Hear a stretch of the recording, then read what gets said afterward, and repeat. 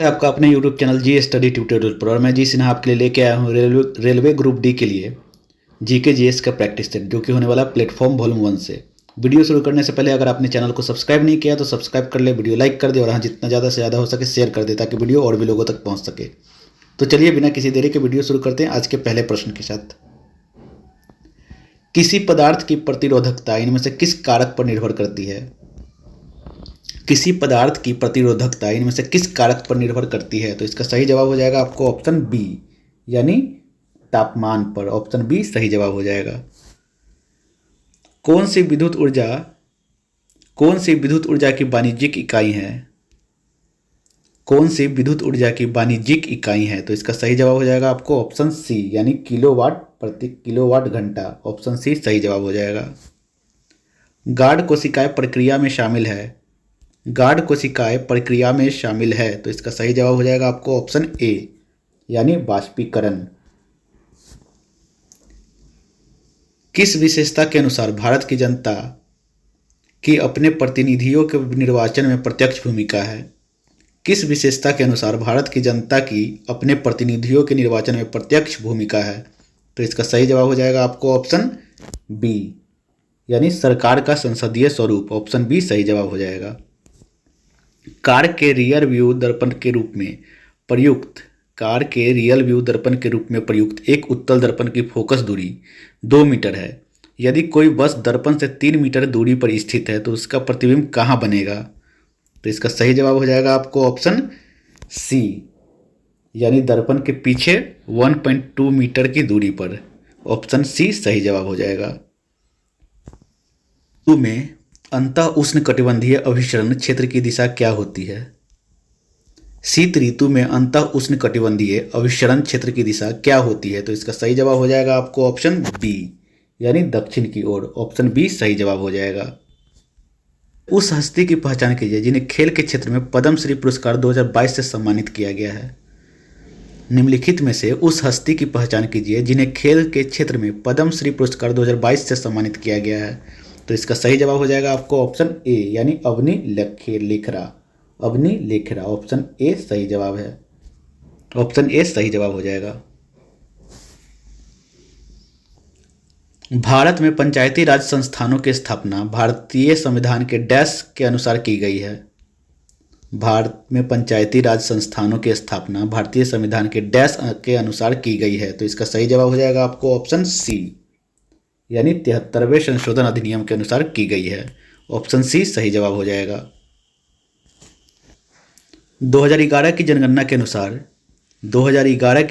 अनुसार इनमें से कौन सी भाषा भारत की 8.03% जनसंख्या द्वारा बोली जाने वाली प्रमुख भाषा है? तो इसका सही जवाब हो जाएगा आपको ऑप्शन ए यानी बंगाली। ऑप्शन ए सही जवाब हो जाएगा। कैलेंडर वर्ष के किस दिन को दुर्लभ रोग दिवस के रूप में स्वीकार किया जाता है? कैलेंडर वर्ष के किस दिन को दुर्लभ रोग दिवस के रूप में स्वीकार किया जाता है? तो इसका सही जवाब हो जाएगा आपको ऑप्शन सी यानी 28 फरवरी को। ऑप्शन सी सही जवाब हो जाएगा। कौन सा ब्लीचिंग पाउडर का उपयोग नहीं है?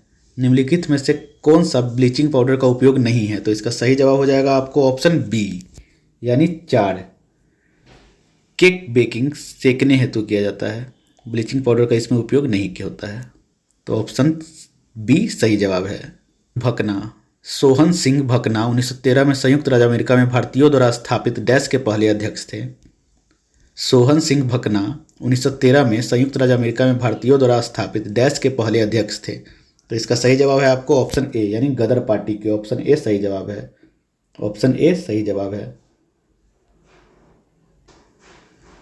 फरवरी 2022 में किस राज्य ने ओपन एयर क्लासरूम पाराय शिक्षालय आरंभ किया?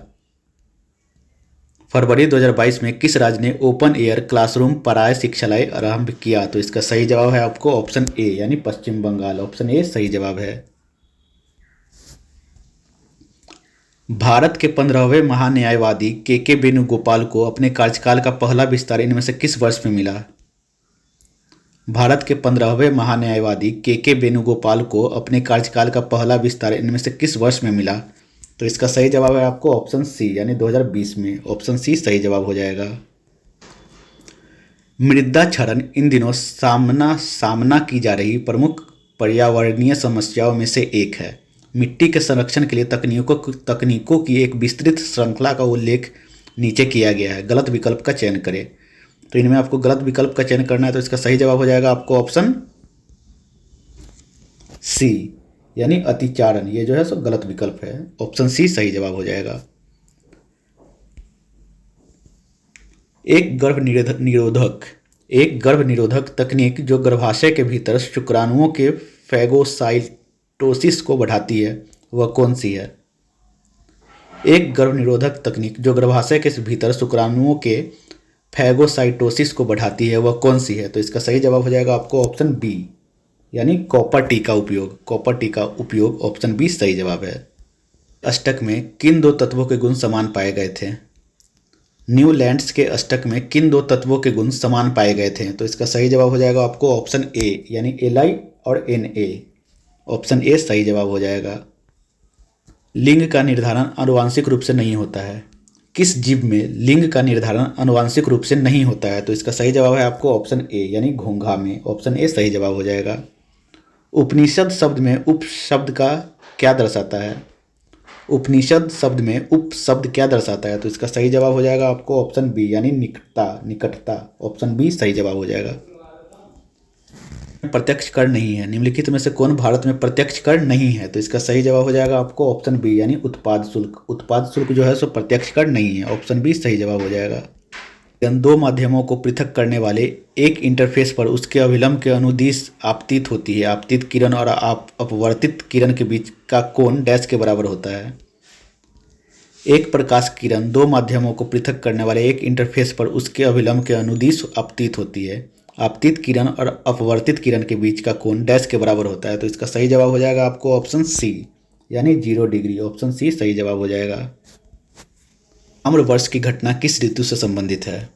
भारत में आम्रवर्ष की घटना किस ऋतु से संबंधित है? तो इसका सही जवाब हो जाएगा आपको ऑप्शन बी, यानी ग्रीष्म ऋतु से। ऑप्शन बी सही जवाब है।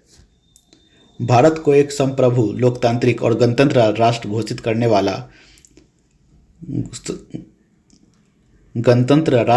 करने वाले भारतीय संविधान के अधिनियम के स्मरणोत्सव के रूप में प्रतिवर्ष किस तिथि का एक प्रमुख राष्ट्रीय उत्सव मनाया जाता है?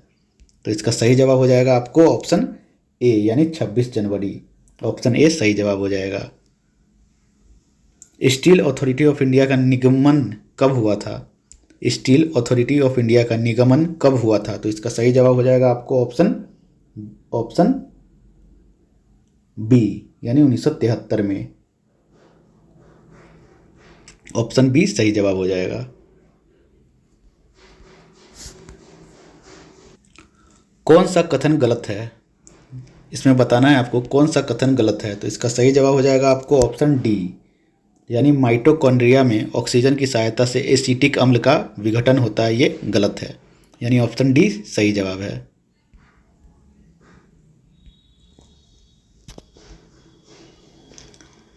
गोसी खुर्द राष्ट्रीय सिंचाई परियोजना इनमें से किस राज्य से संबंधित है? गोसी खुर्द राष्ट्रीय सिंचाई परियोजना इनमें से किस राज्य से संबंधित है? तो इसका सही जवाब है आपको ऑप्शन बी, यानी महाराष्ट्र से। ऑप्शन बी सही जवाब हो जाएगा। इनमें से किस तत्व में सर्वाधिक आध्यात्मिक गुण होते हैं? समूह के निम्न में से किस तत्व में सर्वाधिक आध्यात्मिक गुण होते हैं? तो इसका सही जवाब है आपको ऑप्शन डी, यानी ओ। ऑप्शन डी सही जवाब हो जाएगा। पैरा शूटिंग में उनकी उत्कृष्ट उपलब्धियों के लिए मेजर ध्यानचंद खेल रत्न पुरस्कार 2021 से सम्मानित किया गया था। इनमें से किसे पैरा शूटिंग में उनकी उत्कृष्ट उपलब्धियों के लिए मेजर ध्यानचंद खेल रत्न पुरस्कार 2021 से सम्मानित किया गया था? तो इसका सही जवाब है आपको ऑप्शन बी, यानी मनीष नरवाल को। ऑप्शन बी सही जवाब हो जाएगा।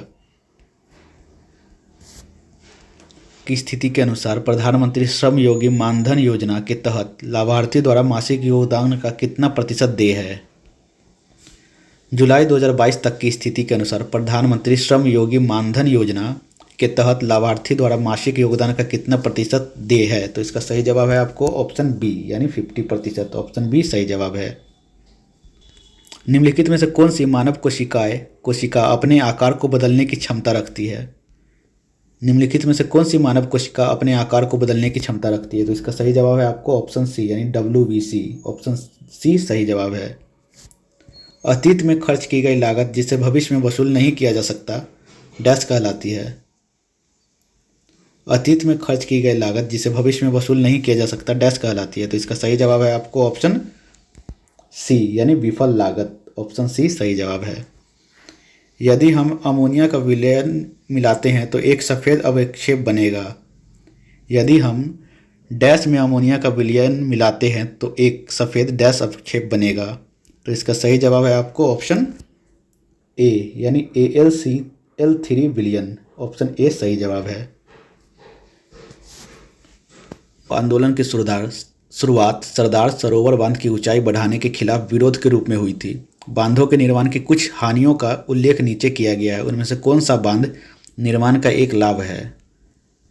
तो इसका सही जवाब हो जाएगा आपको ऑप्शन सी यानी ये सिंचाई और विद्युत उत्पादन में सहायक होते हैं। ऑप्शन सी सही जवाब हो जाएगा।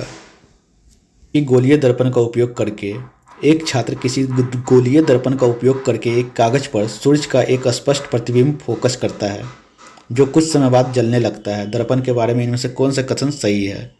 तो इसका सही जवाब हो जाएगा आपको ऑप्शन सी यानी ए और सी दोनों ही सही है। यह अवतल गोलीय दर्पण है और यह एक अभिसारी दर्पण है, ये दोनों ही सही है।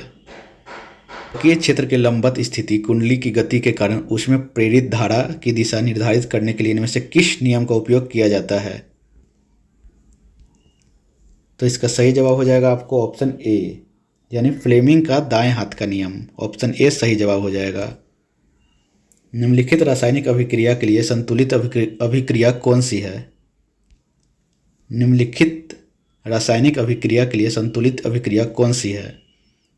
तो इसका सही जवाब हो जाएगा आपको ऑप्शन बी यानी 3BaSO4 + 2AlCl3 3BaCl2 + Al2SO4 3। Option B सही जवाब हो जाएगा। 2021 में खगोल विज्ञान एवं खगोल भौतिकी पर हुए 14वें अंतर्राष्ट्रीय ओलंपियाड में भारत के कितने प्रतिभागियों ने स्वर्ण पदक जीता था? तो इसका सही जवाब हो जाएगा आपको ऑप्शन ए यानी 4। ऑप्शन ए सही जवाब हो जाएगा। कौन सी स्थितियाँ संभव है? निम्नलिखित में से कौन सी स्थितियाँ संभव है? तो इसका सही जवाब हो जाएगा आपको ऑप्शन सी यानी ए और बी दोनों ही संभव है। चुंबकीय बल रेखाएं एक दूसरे के समांतर हो सकती है और चुंबकीय बल रेखाएं संकेंद्रित वृत्त हो सकती है, ये दोनों ही सही है। मार्च 2022 में RBI ने किस बैंक को नए ग्राहकों को शामिल करने से रोकने का निर्देश दिया था? मार्च 2022 में RBI ने किस बैंक को नए ग्राहकों को शामिल करने से रोकने का निर्देश दिया था? तो इसका सही जवाब हो जाएगा आपको ऑप्शन बी यानी Paytm payment banks. Option B सही जवाब है। कानू के नलिकानुमा भाग द्वारा आरंभिक निस्यंदन में से इनमें से किन पदार्थों का चयनात्मक पुनः अवशोषण कर लिया जाता है? मानव वृक्क में वृक्काणु के नलिकानुमा भाग द्वारा आरंभिक निस्यंदन में इनमें से किन पदार्थों का चयनात्मक पुनः अवशोषण कर लिया जाता है? तो इसका सही जवाब है आपको ऑप्शन सी यानी ग्लूकोज, जल, लवण और अमीनो अम्ल। ऑप्शन सी सही जवाब है। रासायनिक समीकरणों को संतुलित करने की आवश्यकता क्यों पड़ती है?